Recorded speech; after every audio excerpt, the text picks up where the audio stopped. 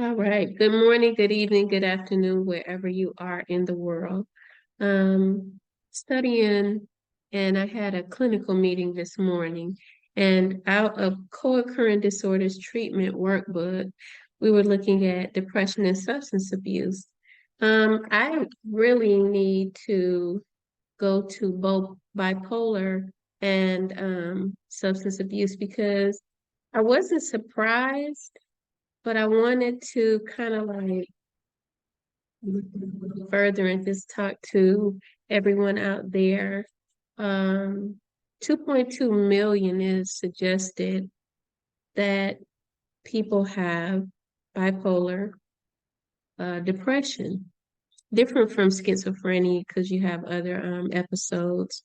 But this is bipolar and substance abuse because usually people try to control bipolar symptoms with substance such as alcohol, drugs, and um, hallucinogens, medication. I said drugs, but drugs are different forms, you know. So you can have someone that uses other people's medication, that kind of thing. But anyway, 2.2 million people is what we discussed. And when my clinical Michael Smith was breaking it down, he was saying that means Nevada, everyone in Nevada has symptoms of bipolar. So let's look at some of the symptoms. Bipolar disorder will bring about, it's a manic symptom and then it's depressive. And, you know, a lot of this is not foreign to me because me and him have been together probably about 8 years, my clinical in the work of mental health in this profession. So some of the manic symptoms are euphoric moods, highs, you know, where you just feel like you can conquer the world, irritability, inflated self-esteem, decreased need for sleep. That means that the person or you are not resting at night, distractibility, racing thoughts. Um, and, you know, if you have, I think many times he's told me, my clinical has told me more than four of these symptoms, five of these symptoms, we could look at three that you should get a psychological or, you know, psychiatric evaluation.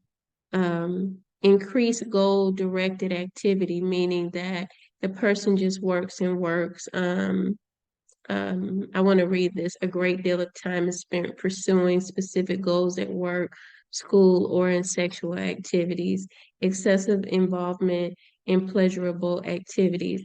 All right, so that's the manic part.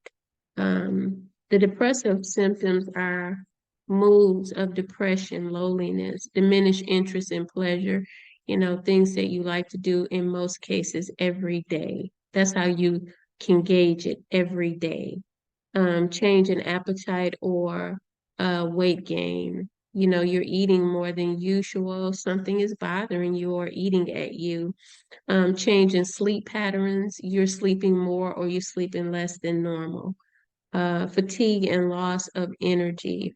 Most people with depression will not be able to function. And with bipolar depression, they won't, sometimes, a lot of times, they won't be able to get out of bed without encouragement or someone to push them. Change in activity levels. They're not as active. And inappropriate guilt, meaning that they have guilt that um, um, some people have guilt because they're sick.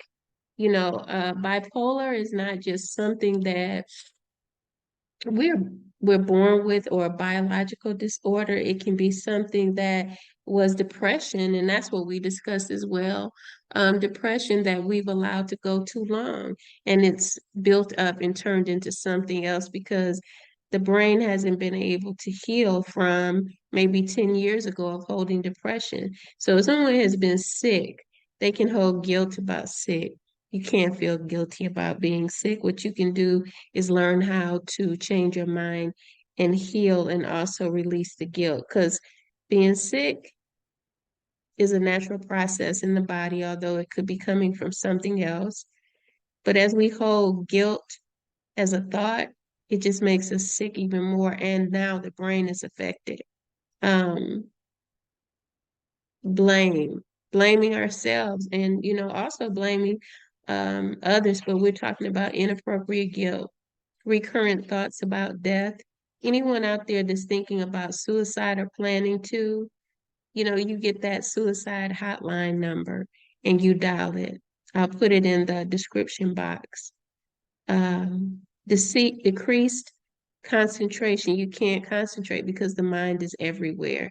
The mind, and that's mostly every day, convoluted thinking. It's like distorted. Um, Fatigue and loss of energy is almost every day. You don't get a break from, oh my God, what is going on? I'm tired of feeling like this. I can't get out of the bed, but I can't even think. I'm angry with people. I can't have a healthy conversation because I'm talking with myself.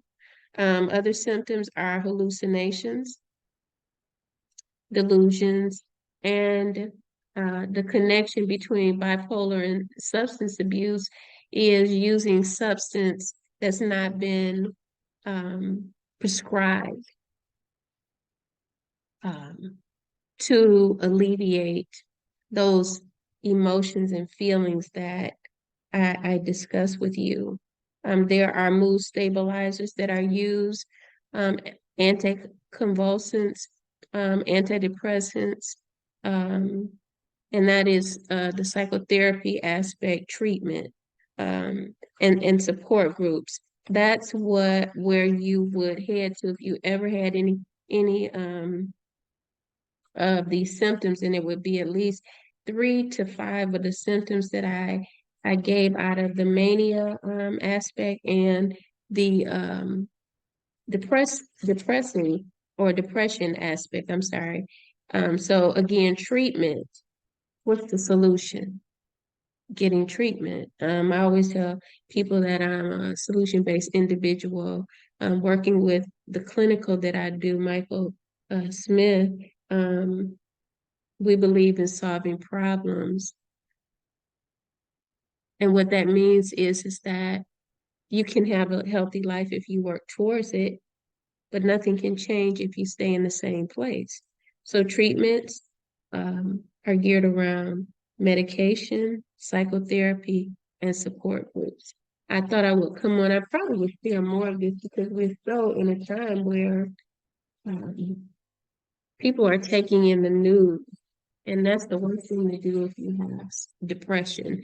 The news is not what you want to look at. You want to look at the good news, and the good news definitely is in the Bible. And so, you want to read some scriptures and do some affirmations, and really that's psychotherapy. In my sessions, in my classes, that's what I teach people is to change your mind. The last 2 weeks I've been doing concepts of writing little post on Facebook at, Kim Warner 27, that's my handle, on shift your mindset. Because if you can learn how to shift your mindset, then what happens is that depression cannot stay. Between mania with bipolar depression or bipolar disorder, between mania and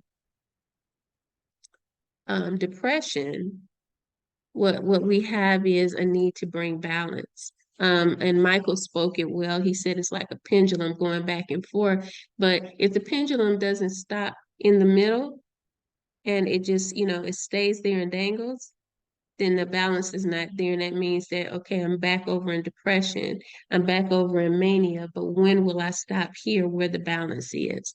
You see? So anyway, I hope this helps someone.